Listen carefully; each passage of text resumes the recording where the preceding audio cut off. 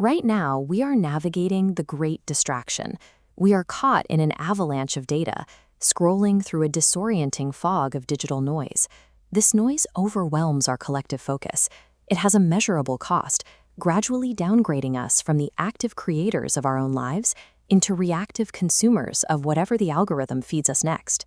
We don't suffer from a lack of information. We suffer from an absence of structured thought. To navigate this era, we need a unified cognitive operating system to filter reality. When we separate the ways we understand the world, systems fail. If you possess deep ethical conviction but refuse to use quantitative modeling, your actions might be noble, but they remain ineffective.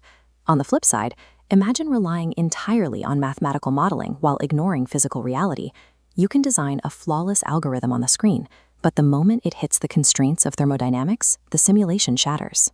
And if you deploy technical execution without an ethical compass, you get blind automation, a path that leads straight to destructive efficiency. These isolated, specialized silos are failing us. Reclaiming human agency requires integrating all three disciplines into a single architecture of thought. To see how this integration works, let's look at a modern test case, the design and construction of a thriving, carbon-neutral city. You cannot build a macro structure like this, or a functional human life, by looking at just one metric. You have to evaluate reality through three simultaneous lenses.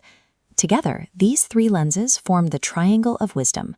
It is an epistemological framework designed to prevent systemic collapse. The first pillar is philosophy, represented by the golden light. This is the metacognitive layer, the ability to think about your own thinking. It provides the why and establishes ethical intent. In our city, philosophy dictates the core values. It ensures that the streets and spaces are designed for human well-being and intergenerational equity, rather than just short-term profit. This diagram illustrates philosophy as a cognitive fortress. It provides an active defense mechanism, using formal logic to filter digital misinformation and repel emotional manipulation. Before a foundation is poured or a line of code is written, philosophy determines the world we ought to build. Once we have intent, we need the second pillar, mathematics, glowing in cyan. Mathematics is the telescope of time, the analytical language we use for modeling and abstraction. If philosophy decides we need a healthy city, mathematics calculates the dynamic power consumption of the grid and optimizes the transit network. This historical map of London shows how mathematics reduces the chaos of reality into manageable spatial data. By plotting occurrences geographically, we can spot patterns and decode systemic issues before they spread. Mathematics forces us to measure reality precisely as it is.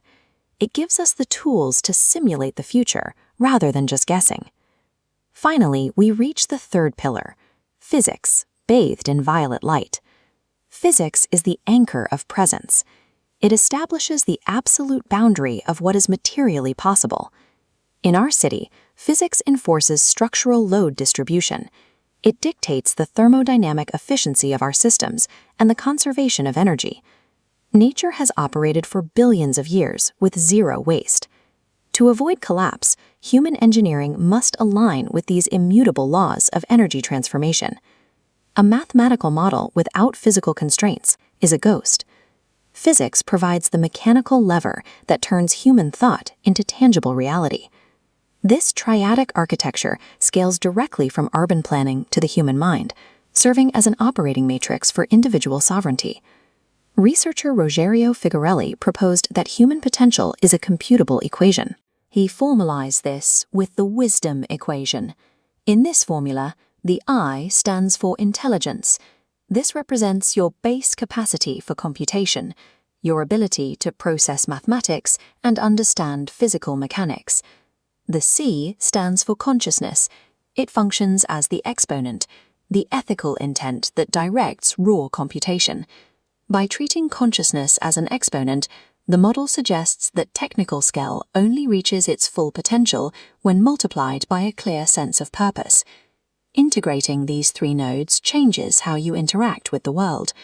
Mastering this balance lets you look past data and see the structure underneath. You become highly deliberate, conscious of your intent, capable in your analytical modeling, and constrained by reality. Stop reacting to the noise. Start thinking. Master your purpose, model your reality, and respect your limits.